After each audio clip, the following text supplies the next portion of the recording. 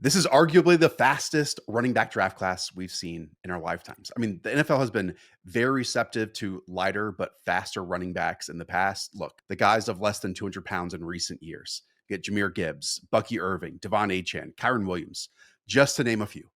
But let me tell you, this class is a little bit different. 27 of the 31 running backs that participated in the NFL Combine this year weighed over 200 pounds. 16 of those names weighed over 210 pounds. And 10 of the backs, 200 plus pounds in weight, ran in the 4.4s or better. Hayden, you're in heaven. You're on cloud nine. Yeah, we got to get the big boys back in town here. We see the NFL's evolving here. Most of the best backs in the league are big guys, and I'm just glad to see it. It's not just that they're big. We got a bunch of these guys running sub 4 or 5 in this class too, and like we'll get to with some of these guys, you don't also have to be a 4.5 runner. If you're 4.57, No. we'll get to him in a second. That's still good enough at this position, but I'm looking for fantasy purposes. I want guys I know are going to touch the ball a ton, or at least have the ability to, and sometimes size is really important there. We're only on March 1st, but maybe the top down view of this running back draft class is one headliner at the top, like Ashton Denty, and some players that no one knows or is confirmed on 2, 3, or 4 or 5 in terms of all in unison on those voices. Some people might have their favorites of those.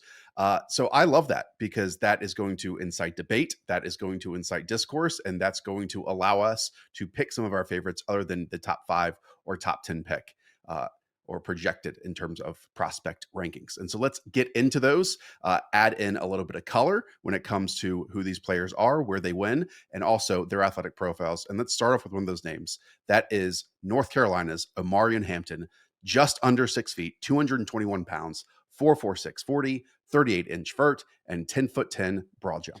Yeah, it's just a monster game day for him. This was pretty expected based off what I saw on his film. I think he's going to go maybe late round one, but most likely round two. He's built like a total house out there. He's got muscles on muscles. All of those numbers that you just listed are perfectly fine for him, if not still really good for him.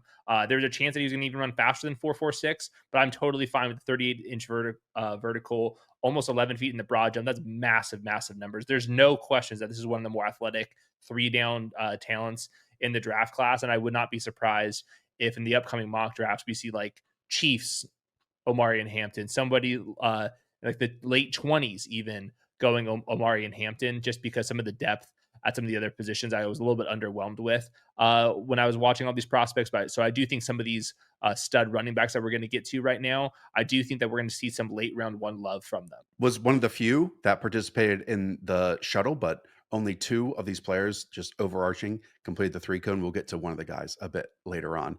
Was 25th percentile with a 4.40 shuttle. I will add he was 4th in this draft class when it comes to 10 plus yard carries at 45. And then if you look at like his yards before contact, that was 1.6 yards per attempt. And then yards created after contact, that was 4.4 yards per attempt. So he's one of the many guys that will go in day 2 or day 3 or late round 1. Hayden, is it fair to say we might see more than a dozen players in that like 64 pick range when it comes from, I don't know, the 25th pick in the draft to, let's say, the 65th pick in the draft?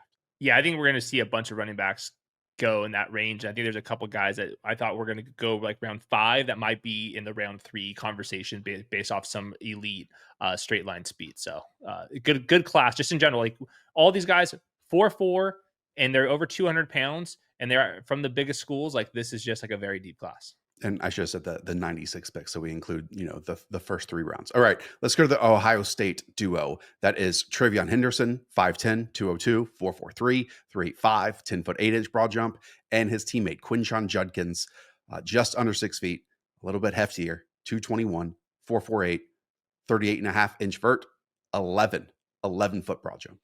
Yeah, I think that Judkins is definitely one of the winners of the day here.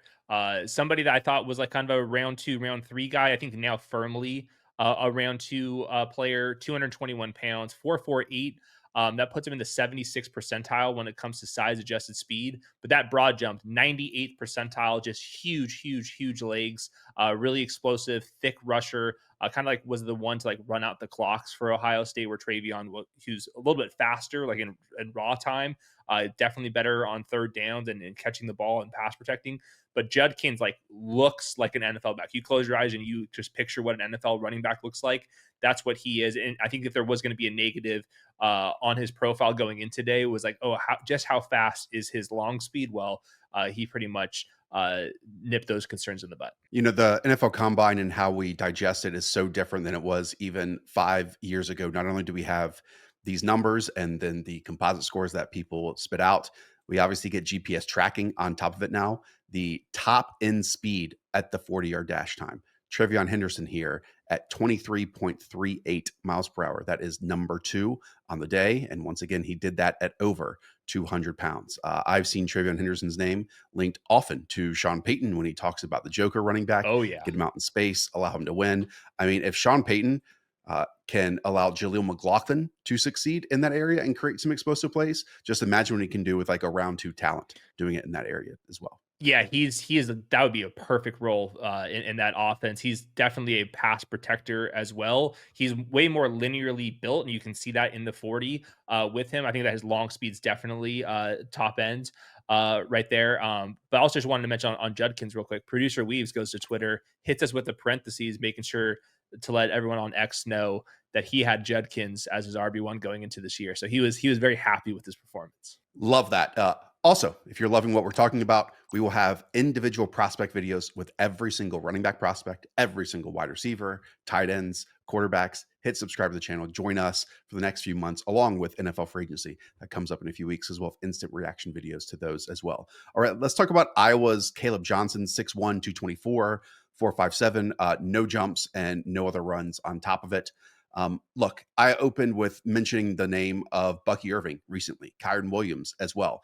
People out there know that I am a massive fan of athletic testing and it being implemented when it comes to evaluation. This might shock some people. I think that when you have average to below average scores at running back, that actually matters less than it does at many of these other spots. Not every position should be treated equal when implementing athletic testing into evaluations. Just listing some names here that went from anywhere from average athletic testing to poor to terrible athletic tests. That's Josh Jacobs, that's Bucky Irving, that's James Conner, that's Kyron Williams, Dalvin Cook, Ramondre Stevenson, Devontae Freeman, Frank Gore. I can keep going on and on and on. And I think the reason for that, Hayden, is, that's your eyes and your feet working in unison, anticipation, vision, little wasted movement, balance. So often, more so, those skills matter than just running in a straight line. That's not to say that who we just talked about, when you test well, that means a negative. That's a bad thing. Absolutely not. I would love to have both. But when we're just looking at a scale of these skill positions, I actually think athletic testing is last on the list when it comes to running back spots. And that, again, brings us to the slowest 4 that we're going to talk about here today, and Kaleb Johnson with his 4.57. Definitely so. To me, it still matters. Like, there's a reason why Saquon Barkley is the best running back in football, and he also happens to be a crazy athlete. But Josh Jacobs, we love him on this channel. Same thing with James Conner, because the contact balance and the vision is always there. And there's a power and a outlook on how you're going to play the position and like how much tenacity it takes. All that stuff matters. So for Kaleb Johnson, 80th percentile weight. He plays in a zone system too, and obviously your vision is going to matter a whole lot more there. I thought his vision was good. I thought his contact balance was good as well. The 10-yard split at 1.62 seconds, that is bottom 18th percentile for him. So the explosiveness compared to the other guys he's competing with, who all check those boxes, he's definitely in a tier below that. So it depends on kind of the system that you're running here. In the pros, a zone team that isn't necessarily looking for all the explosiveness, but just wants somebody that's going to be constantly picking up the chains. That's what Kaleb Johnson could provide. And he also had one of my favorite highlights as a receiver, catching a ball in the flats and just trucking a bunch of dudes, where you can see that contact balance on display. So is it the best day for Kaleb? Absolutely not. Is it the worst day? Also not a big deal. I still think he's going to go to round 2, but maybe we get Judkins and Kaleb, those 2 guys kind of flipped here, but it's really just going to depend on the scheme. Okay, let's go the opposite end of the spectrum than Virginia Tech's Bhayshul Tuten. We're just going to call him Mr. Tuten. All right. 5'9", 206 pounds, a 4.3, 240, a 40.5-inch vert, which is 96th percentile, a broad jump of 10'10", which is also 96th percentile, had a sick missed tackles forced per attempt this season. On top of it, um, this guy's all athlete, Oh yeah. it seems like. And if the coaching and if going into the right system rounds out for him, then we could have where the NFL is struggling to create explosives in the passing game. Teams are searching for ways to do it in the rushing game and also out of the backfield. And Tootin might be one way of doing that. I was looking at some consensus rankings before this, and he was like in the 170s overall. So, firmly a day three player. We'll see if he has some day two love after this showing. That's 99th percentile 40, 98th percentile vertical, and then the broad jumps also in the 94th percentile there. Doing that at 206 pounds, that meets that threshold of somebody that you can actually get the ball to plenty as well. The only thing that I thought was interesting with him, beyond the thing that you just said, is he ran the 40-yard dash in 4.3 seconds, and then his 20-yard short shuttle, he runs that at 4.4 seconds. So it actually took him longer to run 20 yards than 40. Only a couple running backs in my databases have that. That just means that he's more straight line speed than Mr. Agility. So that's just kind of interesting because he is typically the smaller guys are more agile. But I haven't watched him. I think everyone's gonna be rushing to watch the tape on this guy, and I think that he might have played himself into the round three conversation. We definitely will be watching it and we'll be delivering a video to all of you here in the near future. Yeah, that 4.41 20-yard shuttle is in the 21st percentile. So it's not, again, like bottom five, bottom 10. Uh, it's just, there are certain areas of the spider chart that some athletes Yep. are at their He's best. going to be a That is for Pac-Man sure. guy where the rest of the There it is. spider chart is filled out and then one's near the bottom. Jackson McIntyre, who does great work over on X, points out that, again, Tootin missed tackles forced per attempt at 0.34. That means he breaks a tackle 34% of the time, every single time he touches the football. And again, the yards after contact, 4.4 yards, and yards before contact at 1.9. I mean, that puts him just behind Ashton Genty in a few of those categories, which is a pretty nice, place to be. All right, let's talk about a name right after that who didn't do very much, but man, during the college football playoff and his conference championship, this name had a bit of a mythology around it. Yeah.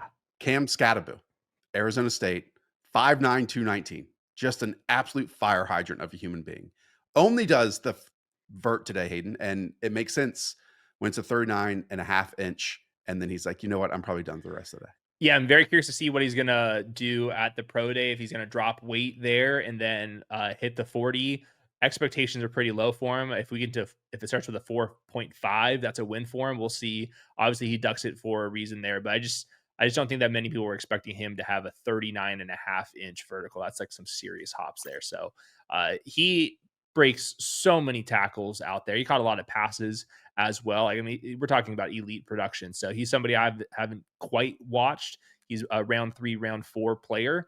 But don't be surprised if that pro day number is like 4.6. Or we're kind of like flirting with those thresholds where you're like, is he actually going to make it? But I mean, 39 and a half, Yeah. now definitely leaning towards giving him some grace here. Just from underlying metrics for him, had 45 10-plus yard carries this past year on 294 total carries. And then he forced 103 missed tackles, again, on 294 carries. That's by far and away the second most in this class behind Genty. I mean, my brain keeps jumping to the Los Angeles Chargers, who really need a running back like this. Just a dude who loves the game of football, loves contact, wants to be the hammer on all of occasions. And that would be a stars aligning fit for me for his style and how Jim Harbaugh wants to envision just the love of the game and for players to do the Mhm. exact same thing. I see Lance Zierlein comps him to Jalen Warren. I can see that. Oh, interesting. All right.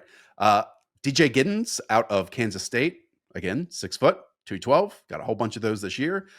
Fantastic athleticism. 4.43, 39 and a half inch vert, 10 foot 10 broad jump. If we look at his speed score, which is again just weight plus straight line speed, he is fourth in this class at 110 speed score, which anything above 100 is solid, as our buddy JJ Zacharyson points out, and anything above 110 is simply fantastic. Yeah, 81st percentile in that number there. The vertical jump, 89th percentile, broad jump, 94th percentile comes in at NFL size. Also, haven't watched him quite yet either. But lots of production out of Kansas State. So I think that this is somebody that's firmly on the round 3 radar out there. And when people say like, "Oh, this class is really deep," I think players like DJ Giddens is like the reason why. So that's just checking every single box that you're kind of looking for, and I'll see what the tape says. But I'm very excited about him. One name that you didn't write down for your list that I wanted to bring up, and I just watched about a dozen snaps prior to jumping on here, is Tahj Brooks Hmm. out of Texas Tech. We mentioned that the agilities are almost dead when it comes to skill position players, and especially at running back. Uh, Only 8 running backs completed the 20-yard short shuttle, and then only 2 running backs completed the 3-cone. Tahj Brooks did both, scored a 94th percentile when it comes to shuttle, and a 77th percentile when it comes to the 3-cone. That's at 5'9", 214 pounds, Hayden, to go along with a 4.52, 1.56. I've theorized that now with Liam Cohen joining the Jacksonville Jaguars, we know almost more than any other team, he utilized pony personnel at a fantastic rate. The lateral agility, the make you miss in a phone booth stuff that Bucky Irving had last year with the Buccaneers and had at Oregon as well, I think is very difficult to find. And again, in the dozen or two plays that I watched for Tahj Brooks, there was a whole bunch of I'm running up against a defender. I'm going to make a quick move and leave you grasping for air. That's difficult to find. And I do wonder, I know that Travis Etienne and I know that Tank Bigsby is already on the roster, but if Brooks might pique the interest of Sir Liam Cohen. Wow, early to find the exact fit after a couple dozen plays, but that's why you're Mr. NFL Draft. Yeah, this is like the type of profile where you immediately get all the comps of every third down back that's been a difference maker in the NFL has a very similar size and agility profile there. I see on his stats, he's got at least 26 passes in 3 straight years, and those last 2 years at Texas Tech, I know he's small, but 290 carries, 286 carries. And that's with fewer games played in college than we're going to see in the pros. So, very interesting player. I think I'm going to be scouting out his receiving profile because that's typically players of this build. That's kind of the direction they go. So let's once again put this entire class in a package. Sub 4.540 over the last 3 years, as the 33rd team pointed out. 7 guys in 2023 at the running back spot, 8 in 2024. There were 14 in this draft class. And again, I do wonder if we're going to see a dozen, close to it, of these names called in the top 64 to 96 overall picks. If we look at it last year, just 4 running backs were selected in the top 88. Jonathan Brooks at 46, Trey Benson 66, Blake Corum 83, Marshawn Lloyd at 88. If we go to the next year, 3 running backs were drafted inside of the top 90. That's Breece Hall, Kenneth Walker, and James Cook. Like this year's day 2 of the class, it's going to be running back galore. And I think because of the athletic testing on top of it, they certainly lock themselves into it versus let's get to day 3 and finally take one at that spot. Plus, the NFL, as we know, has always been running the football, but now we're back to the cycle where, hey, the best team in the league was running the ball at a more effective and better explosive rate than anyone else. Let's try to copy that. Let's try to mimic that just a little bit. And for those who have watched our free agency preview on the channel, top 10 at every position, you Yes. know the running back list isn't very good. Like Rico Dowdle, who I appreciated this year, to me was like the best one on the list. You have like players like Najee Harris and the likes here. So if those guys take a while to sign in 2 weeks, then I think they might be saying, yeah, this draft class is definitely the way to go. So obviously these are all markets playing with one another, but to me, I'm looking for the wide receivers didn't impress me. The tight ends, we got a couple of those guys get nuked yesterday. So this running back class is the one that has the. Scrolling back through this list, 2020 had the most, kind of in that top 100 range. They had 9 running backs in the top 100. Now, many of them did not work out. You go from CEH to the 32nd overall pick to, AJ Dillon with the 62nd, Quinshon Vaughn, 76 overall. Darrington Evans was even a top 93 overall pick, but let's at least beat that number of 9 running backs in the top 100. Yep. And I think it's very likely that happens. Yes. All right. I'll give you 5 in the top 64 for sure. Nice. Very nice. That does it. We'll have a wide receiver recap and analysis of the winners and losers at that position as well on the channel tonight, plus a few more things rolling out here in the next few days and over the next few weeks. If you're new around here, hit that subscribe button, leave a thumbs up, check out the rest of our videos, and we'll see you in the next one.